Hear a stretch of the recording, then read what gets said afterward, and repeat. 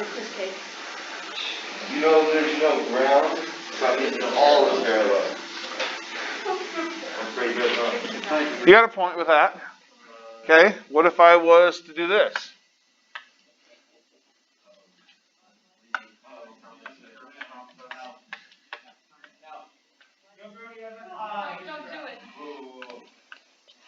I want to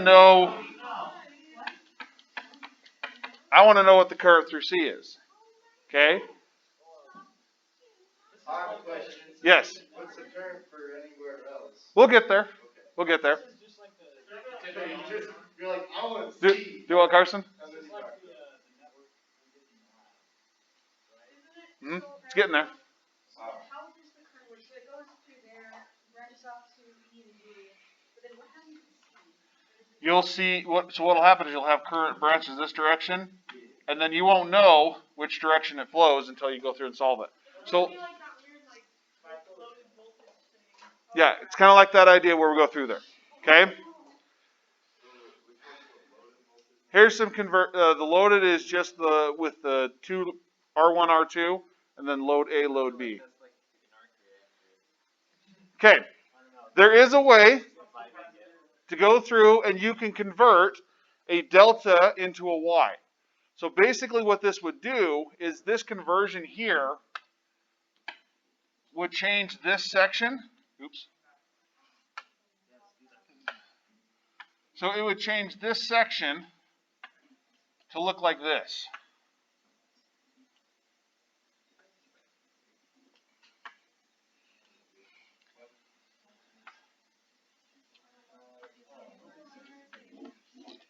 So now we have two resistors in series, which put them in parallel with one in series. But then we have to go back and forth. So once we find these voltages, these aren't those resistors anymore. These are total equivalents. So now we'd have to take all those voltages and work all the way back through these equations. So like these guys, once we solve for the voltage, then we'd have to take this because we got to get back to this resistance, carrying the voltage all the way through. It's going to become a big logistical nightmare to solve for this guy using delta to Y conversions. Yes? Delta is just the shape. You're literally going from something that looks like this to something that looks like this. Wow. Now that you write it like that. Yep. So like I said, this is the way we can go through and calculate them. We're not going through these conversions. Okay? This was just to show you that this is the type of circuit we're going to analyze. We're not going to do all this extraneous stuff needed for it. Leave that to the engineers. They have fun with those. They'll do that. We'll solve this. Yeah, we'll solve this using Thevenin, have a working prototype while they're still calculating this crap out. So, the idea behind this, what Thevenin came up with is while we are solving this circuit, this gives us an opportunity to be able to come through and solve this circuit without having to go through all those calculations. So the idea here is whichever resistor we want doesn't matter. We're going to break the circuit, take a component out, and solve. Then when we're done, we're going to put that back in. So this whole circuit is going to reduce down to this.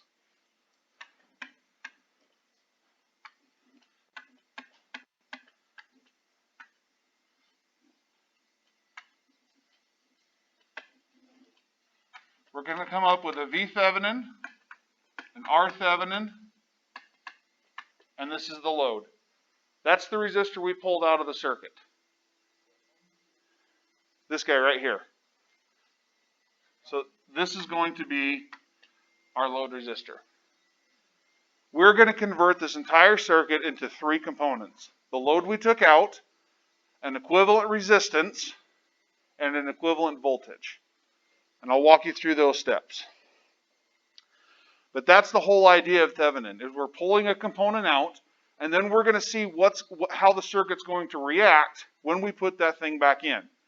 So with this, This would be great. We could do this, but then what if I was to come in, let's say these were 1K ohms here, this one was a 2.2K, this one was a 1K. We went through and we solved it using these conversions. Okay, that's for one instance. What if I then said, well, that was for a 5K ohm. Well, now I want to know 6.6K ohm. We would be spending an hour on these calculations just for one of these load resistor values. With Thevenin, we'll spend some time to get this equivalent, but once we have this, we can swap loads in and out all day long. It's not going to matter what we put in there because the rest of the circuit isn't changing at all. All that's changing is that load resistor. So that's what Thevenin came up with, was a way to quickly analyze a circuit where we could change the load, leaving everything else the same. How do we solve for it without having to go back through every single little calculation? This stuff gets tedious. I had to do that stuff when I was coming through the program. It did. The instructor I had just didn't like Thevenin that much.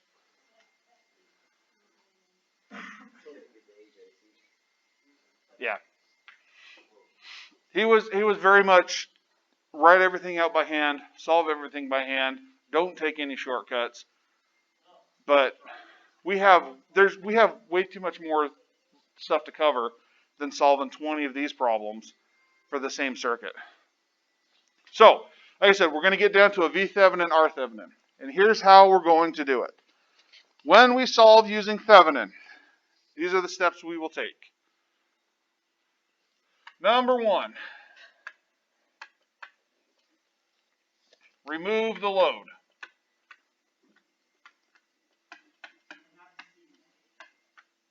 Yeah, and in this case it's C. It can be any of these resistors, doesn't matter. Depending on what questions you're being asked. So we have in here, we're trying to solve for the voltage across R3 is one of the quizzes. The other quizzes we have where you have to solve for all voltages. And so when we get there, I'll show you. So in this case, step number one, remove the load. So we would take this guy, bye-bye.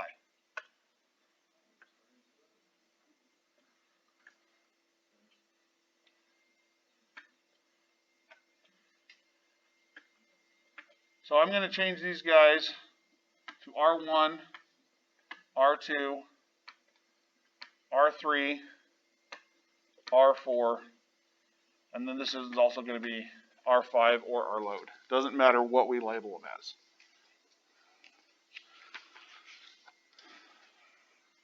We're going to come back to this here in a minute. We got some simpler circuits first. We're going to come back to this guy, but just keep this in mind that this is where we're going, is to be able to solve that bridge. So step number one is remove the load. Step number two, we want to find the points at VAB, which is where load was removed.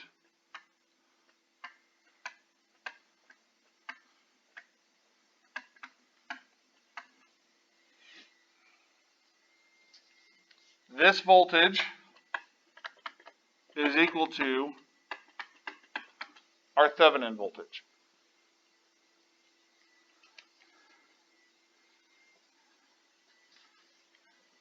Step three, short the supply.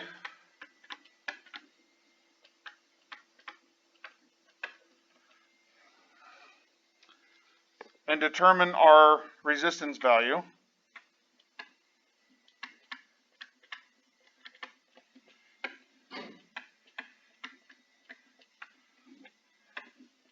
At points A and B. Again, A and B being where that load was removed.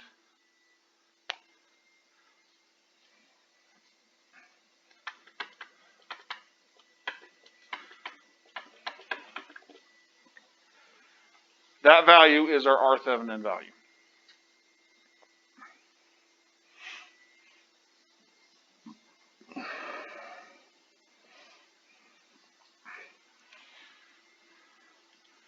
Step 4,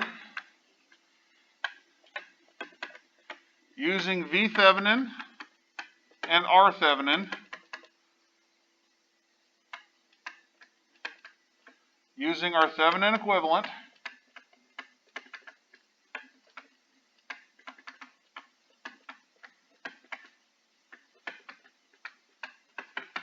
so using our Thevenin equivalent circuit, which remember is this guy,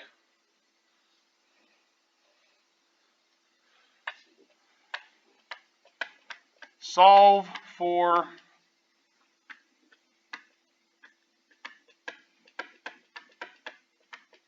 what we need.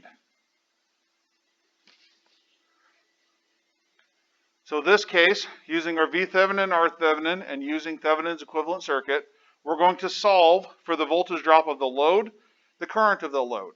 That will be the voltage and current flowing through that device.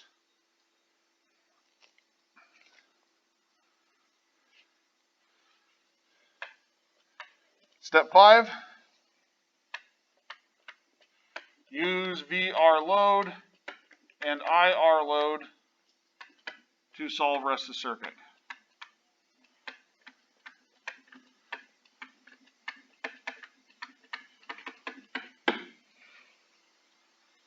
So once we get the load and the load voltage, load current through Thevenin, we can take that and we can apply it directly back to our original circuit. Then we can use those values and work backwards again and solve for the rest of everything else.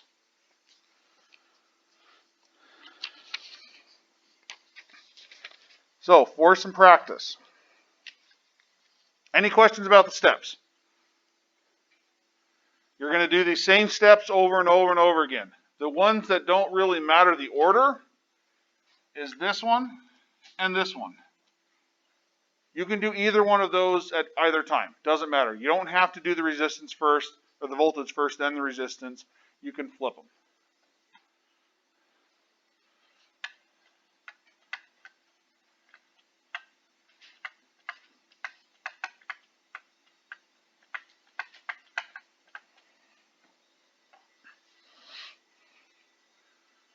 Okay.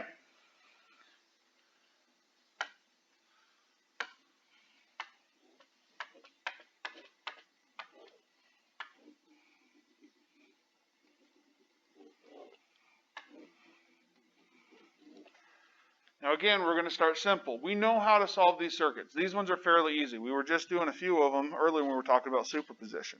Okay? But we want to use Thevenin and apply it to these guys.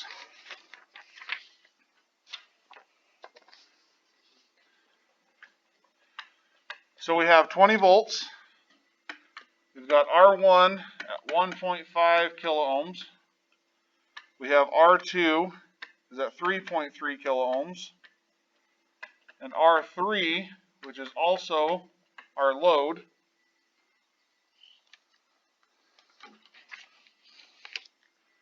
is 2.7 kiloohms.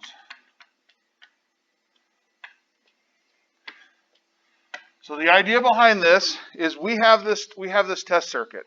It's going to give us these parameters based on this load. Well, we want to be able to come through and take this guy in and out. Maybe we get a part from a different manufacturer.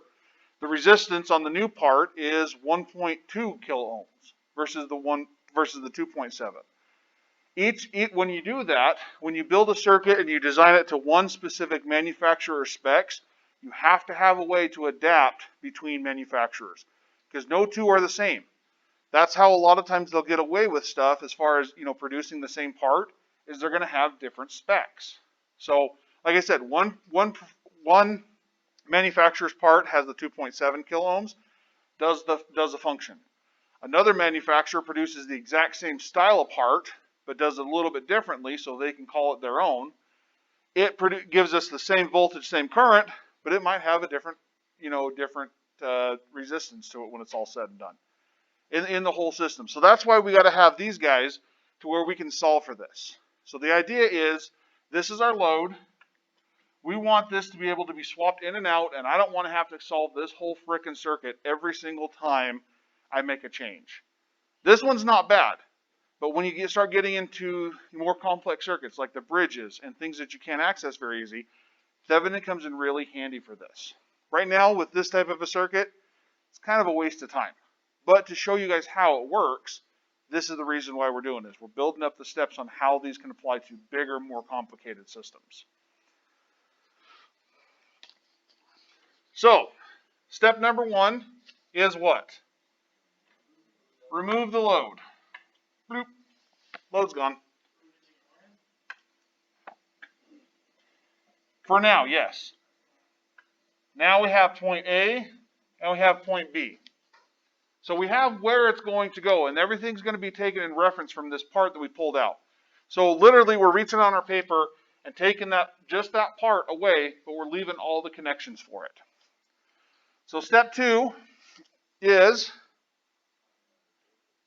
find the voltage drop from point A to point B. Yes. So in this case, the voltage across our load is going to be equal to the voltage drop across R2. And what do we have?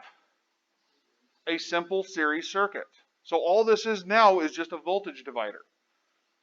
So to find voltage of R2, we take the voltage total multiplied by R2 divided by R total. This is also going to be our Thevenin voltage.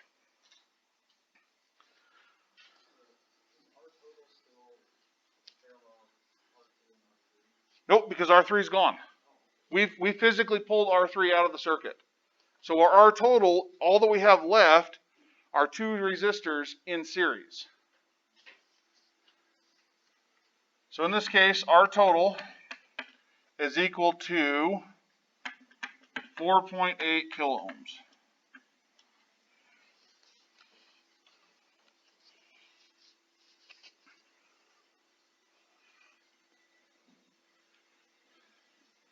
So we take 20 volts multiplied by the 3.3K,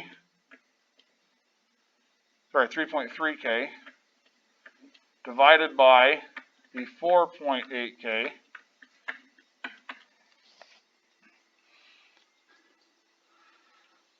How much does that give us? 13.75 volts.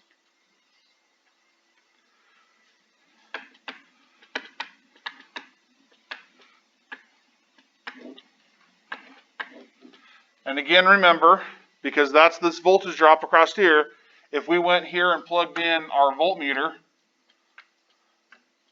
that's the voltage we'd be measuring.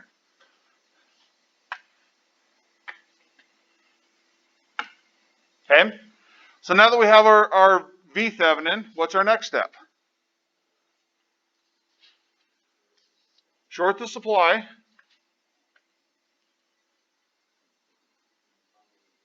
And find the resistance from these 2 points. So with this guy shorted out, what's the relationship now with these 2 resistors?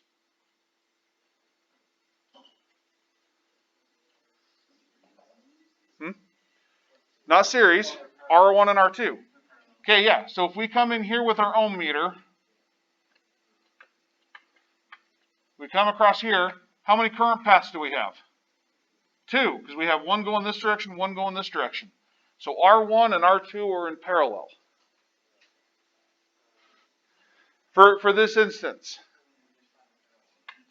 Yep, so R Thevenin is equal to the 1.5K, oops, wrong symbol, in parallel with the 3.3K.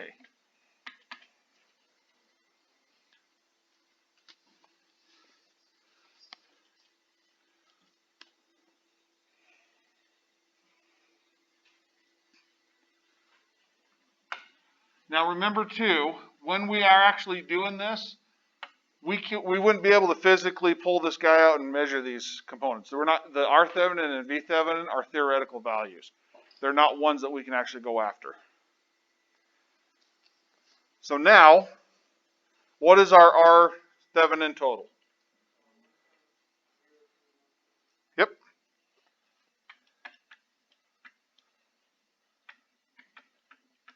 And again, We do the 1.5K times the 3.3K over 1.5K plus 3.3K.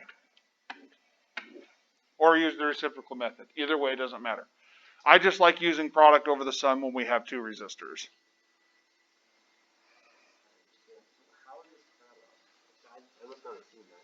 Okay, so we are looking between these 2 points. Okay, so if we're coming back to see what's in series, what's in parallel. You see it? Okay. Sometimes that's literally what you have to do. That's why I go here and I physically, what am I looking at? When you get into the higher semesters, we're talking about amplifiers, it's the same thing. What am I if I was to be standing right here at these 2 points, what would I be seeing? How would these things be connected? Being in electronics, you kind of have to have some good 3D spatial awareness to shift these around. So what would it look like If it were in series, yeah, you'd have to have your resistor here instead of being in parallel with that one.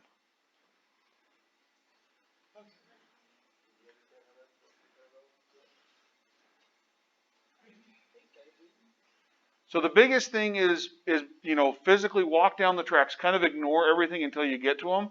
So like here, when I come down to this point, what am I connected to?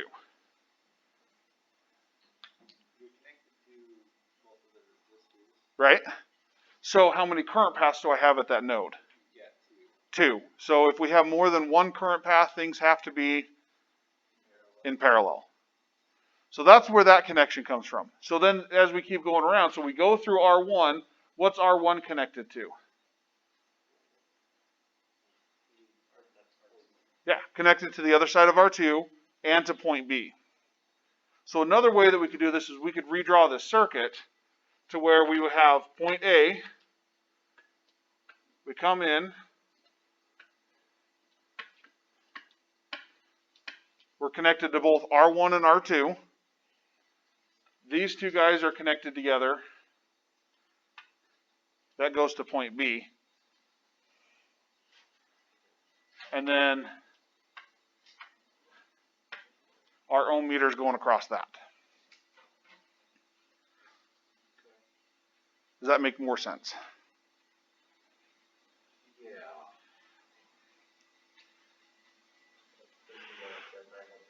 Do what?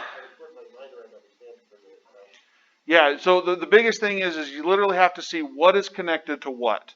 And as you go redraw them, we're going to get into circuits like this where we're going to redraw, and it's going to become more and more important to understand these connections. So if I can help make these connections with you guys quicker, when we get to the next parts, it won't be so bad. Right. It takes some time looking at it. This is, like I said, this is a fairly new concept that we're trying to get you guys to think. We're trying to teach you guys to think 3D spatially, be able to take something, rotate in your head, and still see the different connections. It is a skill that is acquired. It just takes practice. That's also one of the reasons why we have that first part of the lab with the resistors that are in the block, and you measure across the different points.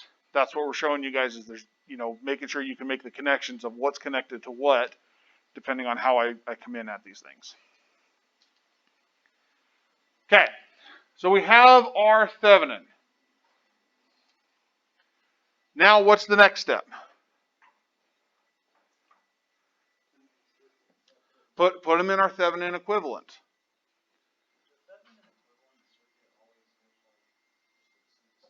Yes, we'll always look that way for Thevenin.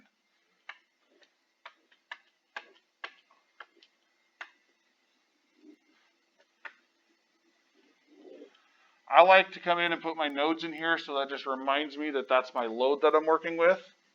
So I take V Thevenin, I take R Thevenin, and in this case I take my load, which was R3.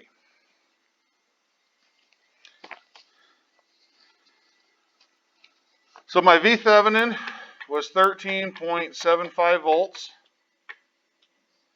My R Thevenin was 1.03 0.31 kiloohms.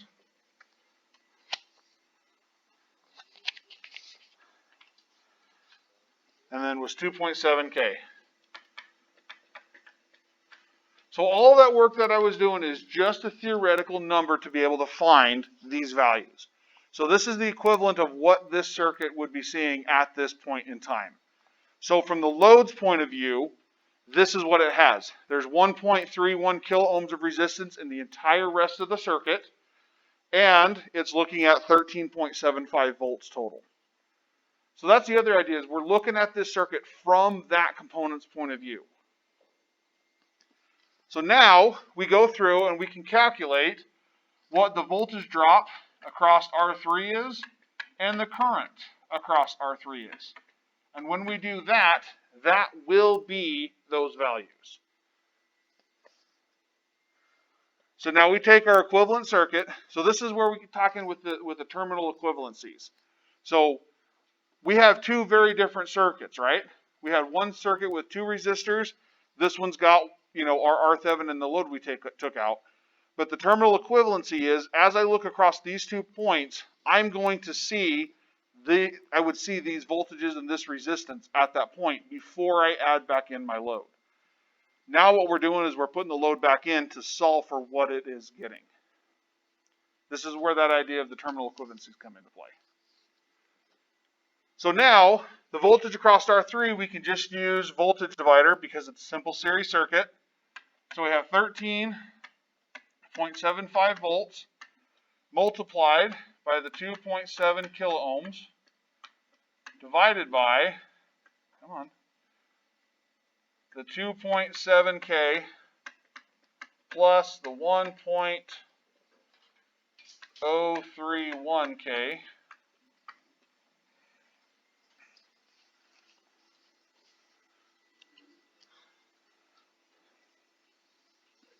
Oh, you're good.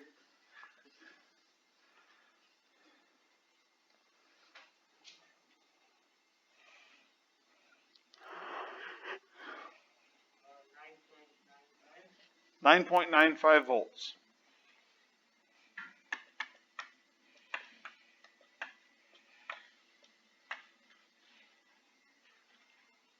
If we have 9.95 volts across this guy, what's our current?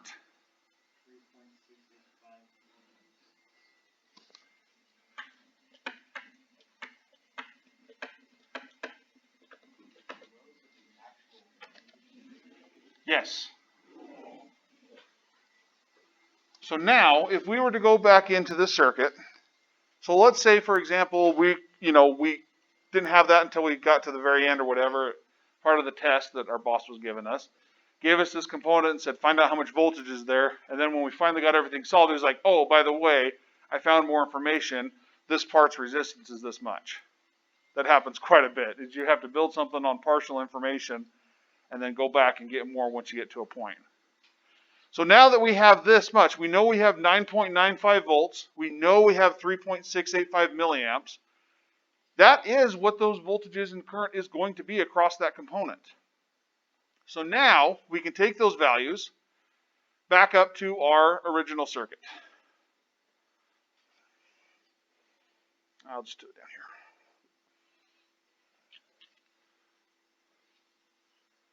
Oh, really? Where's my zoom? There it is. Thank you. So now we come back to the original circuit.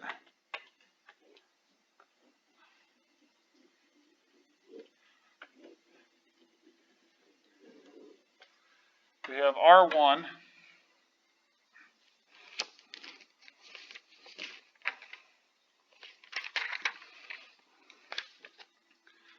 at 1.5 K. We have R2 at 3.3 K.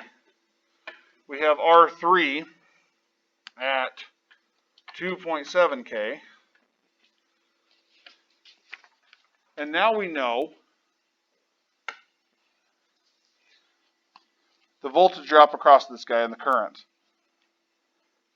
So we have 9.95 volts, and we have 3.685 milliamps.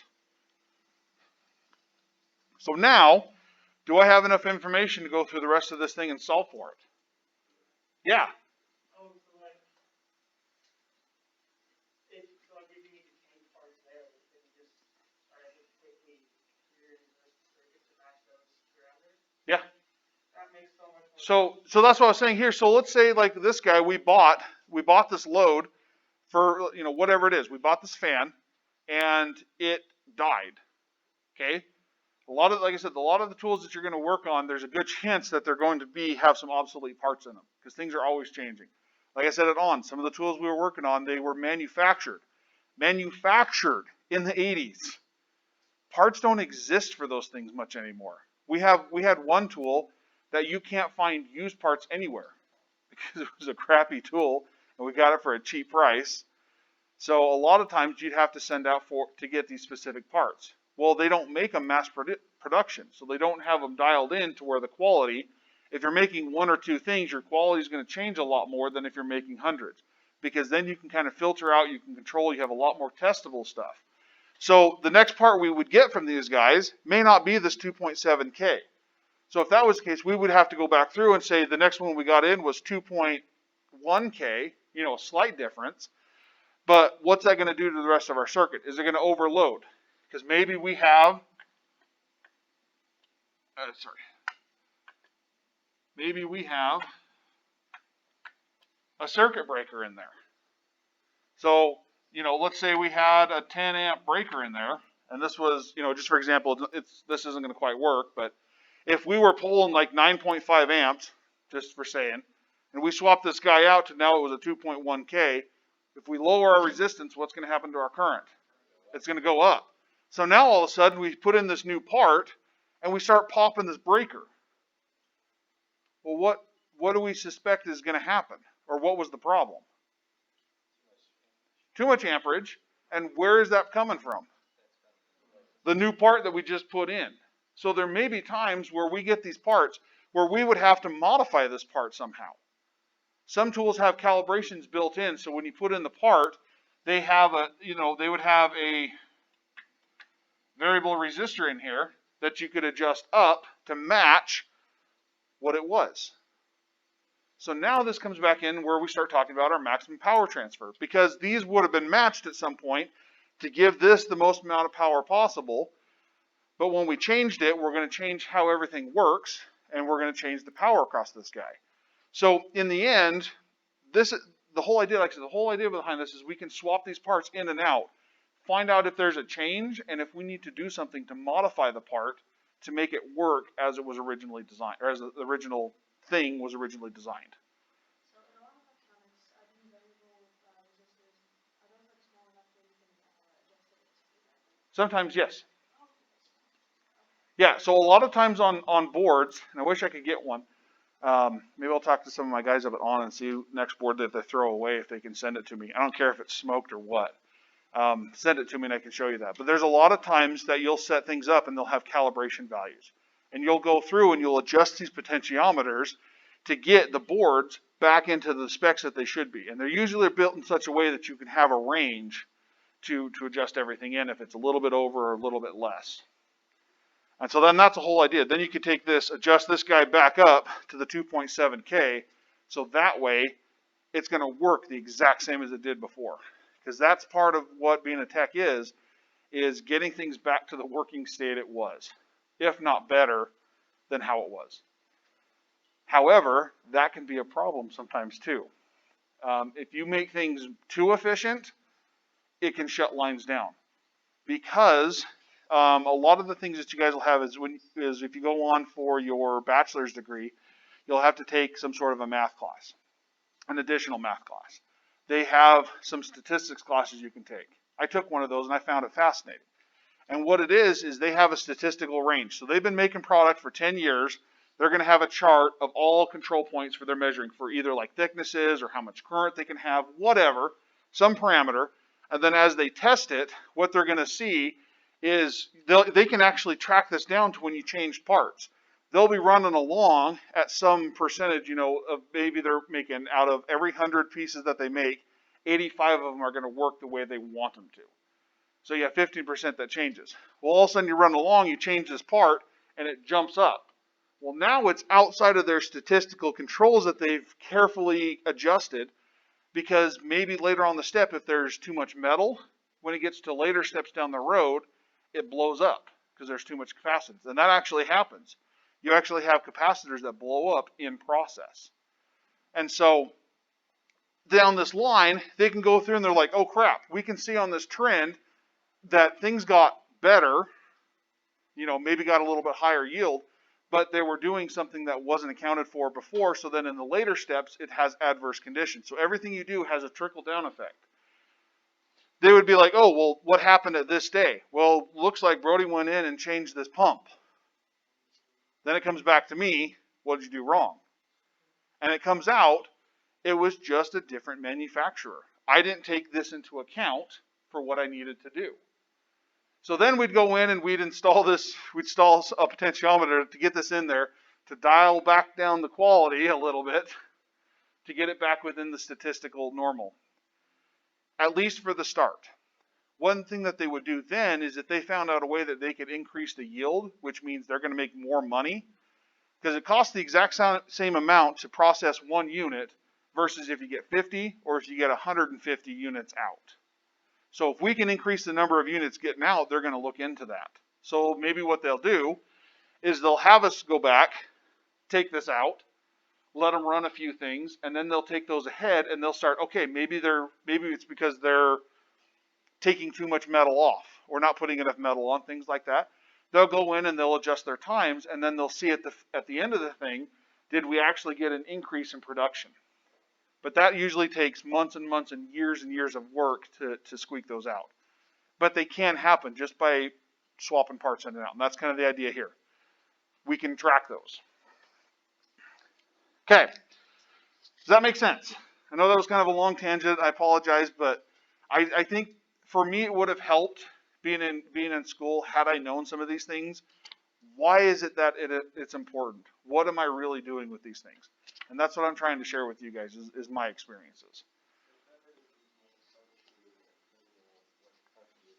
Yes. Yep. And doing it and being able to save you time depending on, so like if you wanted this, if you weren't sure, let's say you weren't sure what pump you were going to use. You were designing the system from the ground up. You had 4 competitors that all submitted bids, all reasonably the same price. You would get one pump and you could put these things in and do the calculations for them and come up with one answer for your Thevenin, and then swap those pumps in and out and see what's going to happen. So it's a real quick way to troubleshooting changes in a circuit more than actual design. Does that make sense? All right. So now that we have these, now we can go through and solve for the rest of these. So we'll erase these before we go too much farther.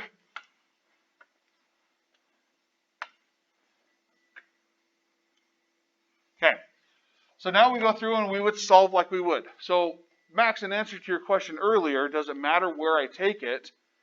It may or may not. So in this case, what would it be much harder if I took my load here versus down there, as far as the ability to solve the circuit? Yeah. So, yeah, in this instance, it doesn't matter. With the bridge circuit, it does matter. So here, we have 9.95 volts. We have 9.95 volts here. How much current do we have?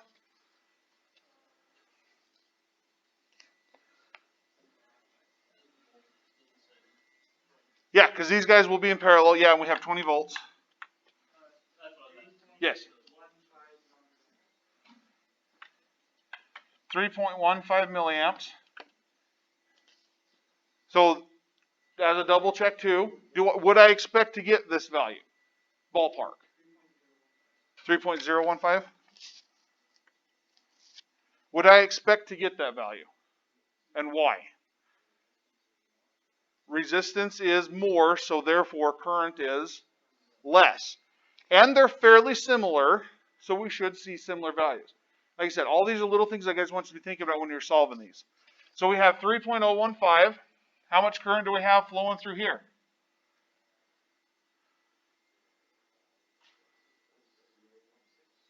Yeah, 6 point what?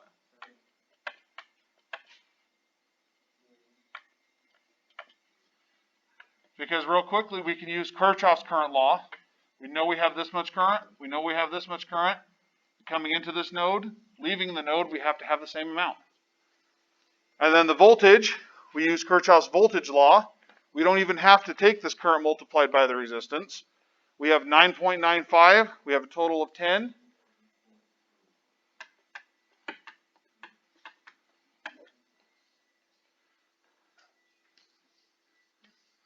So now, like I said, so if we took this guy, so what would happen if we change this to a 2K? What would my values read then?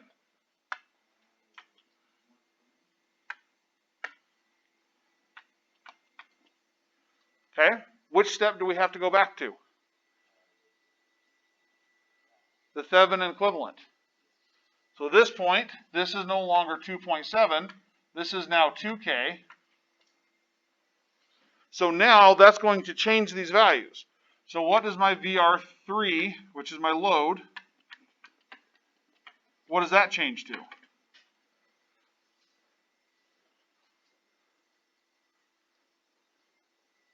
Are these guys going to change? Why? Because that's the resistance from these points. Yep, going to be 2/3 of it. Okay? And the reason these don't change is because we took this out of the circuit to solve for those anyway. So it doesn't matter what value we put there.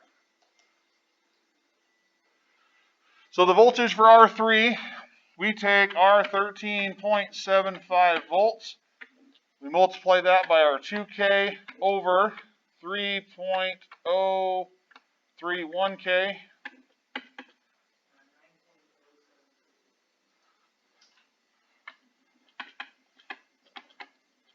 Does that make sense between those two values? Why?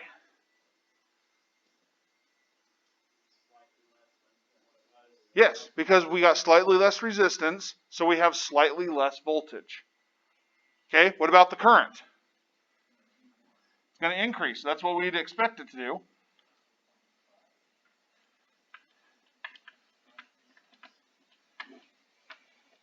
How much?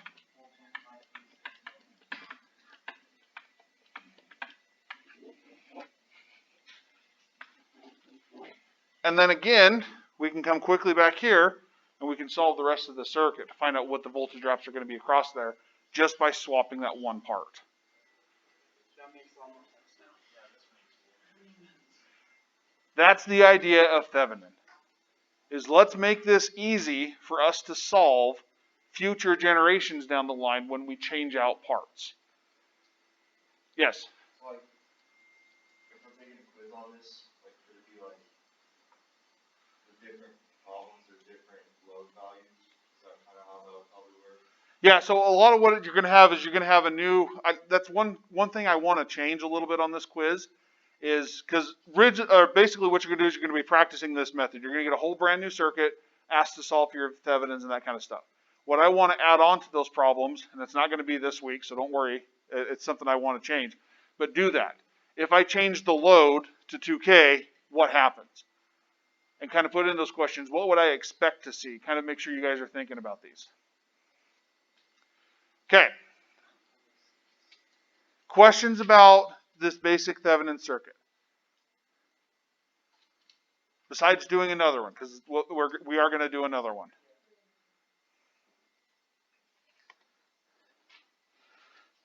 Let's see if I have one already built into my notes. Not yet. I'm not ready to get into the bridge.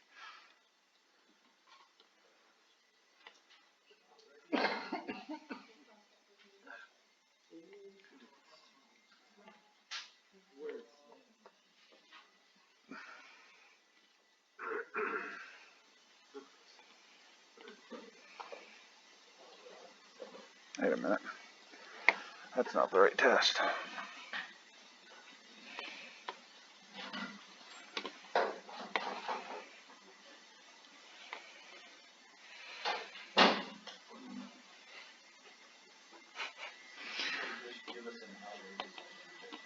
That's what I'm trying to get. Yeah.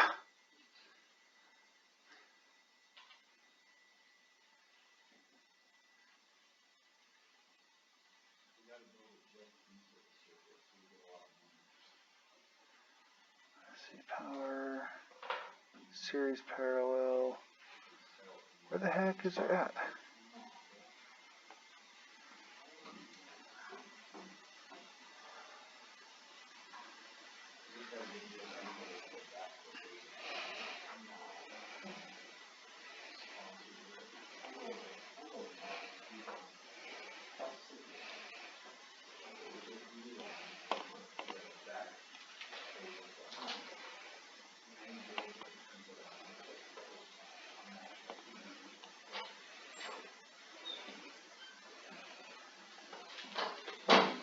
Gotta love Moodle sometimes.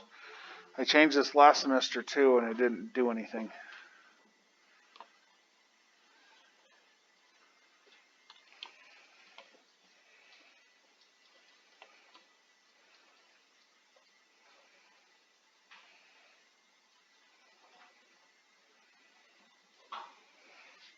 Okay, so the idea behind this is we can use this to solve for those values. I don't think this is the one I want.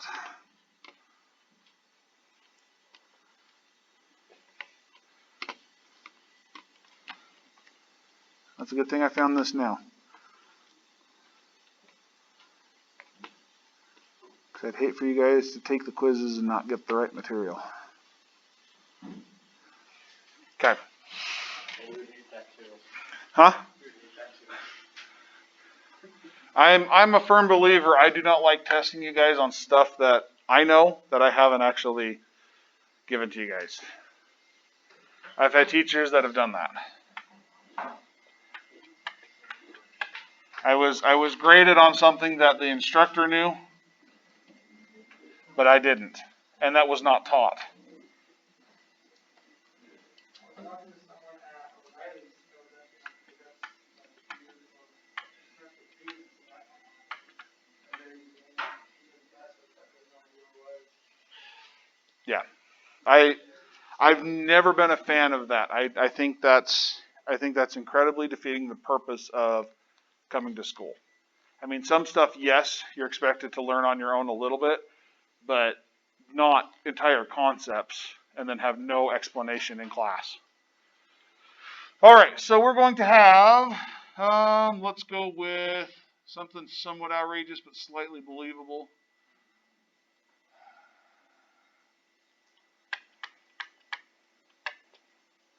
So 145 volts. We're going to have a 5 meg resistor, a 1.2 meg resistor, and R3 we're going to have as a couple of things.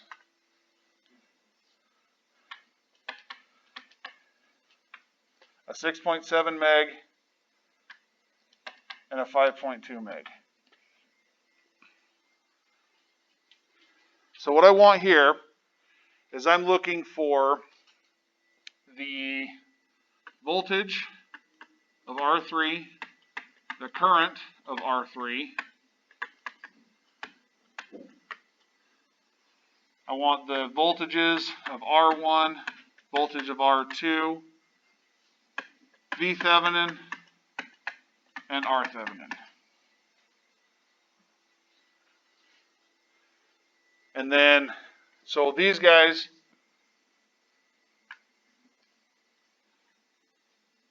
at 6.7 meg and 5.2 meg. So that makes sense. Wait, so find the values, voltage and current at 6.7 and 5.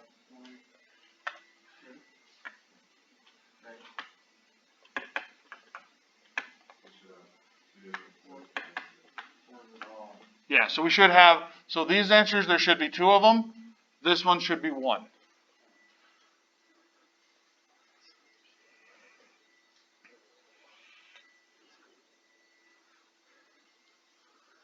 Okay.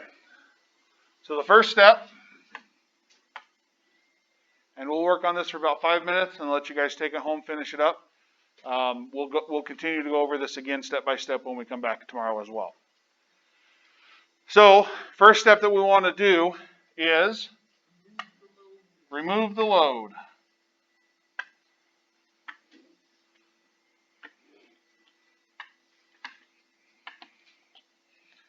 Now we want to find either the voltage drop from A to B and the resistance from A to B, but it doesn't matter the order that we do that in. So which one should we start solving for first? The voltage? Okay, so the voltage from A to B in this case is going to be what? Parallel with R2, so it's going to be just the voltage of R2. So V Thevenin, what the hell? So V Thevenin is the voltage from A to B, which is equal to the voltage of R2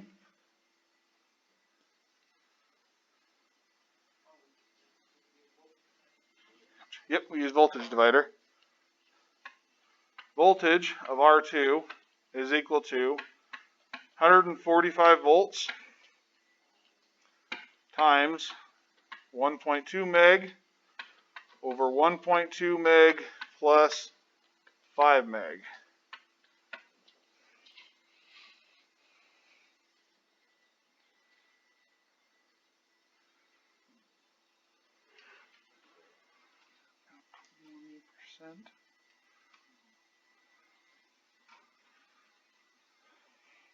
So my guess right off the bat, we're going to see a voltage around 28 volts.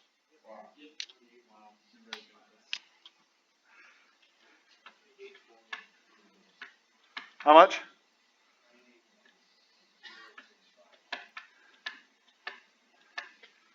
Damn, I'm good.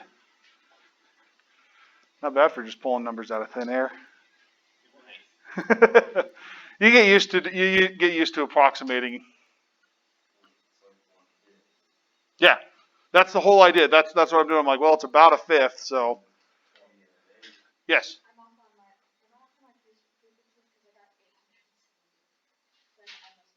Say that again.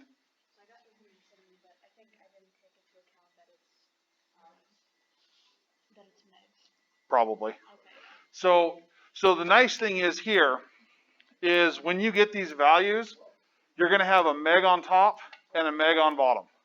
So they're just going to fall out. So with that, then you can just do 1.2 divided by 1.2 plus 5.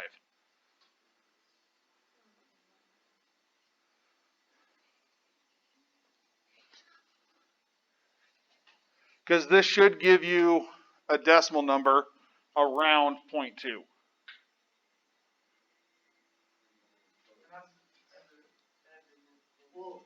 Yes, that's the Thevenin voltage. You got 6? So 1.2 divided by the 1.2 plus 5? Let's see.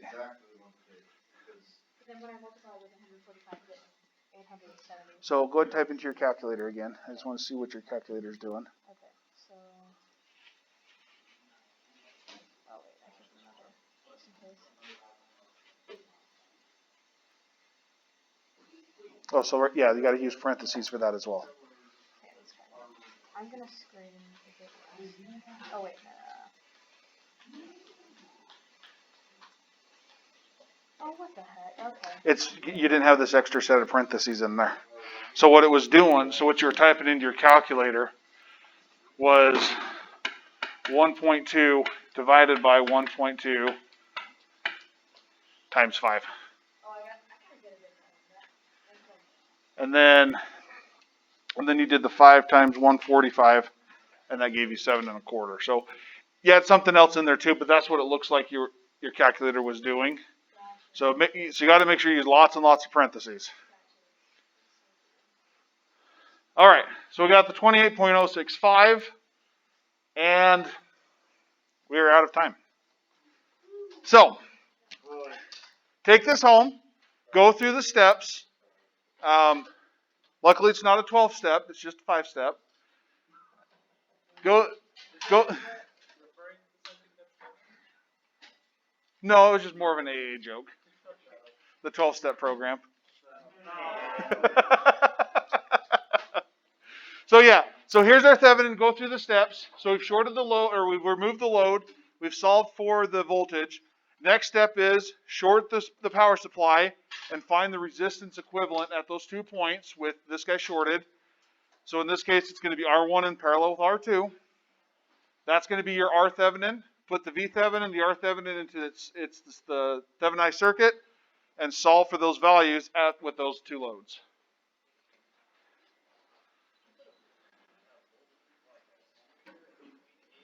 Yes. Yes. Yeah, if you were to have this circuit with this guy removed, putting an ohm meter here, what would the value would you get? Does that help explain a little bit the series parallel stuff? Yeah. So like, so if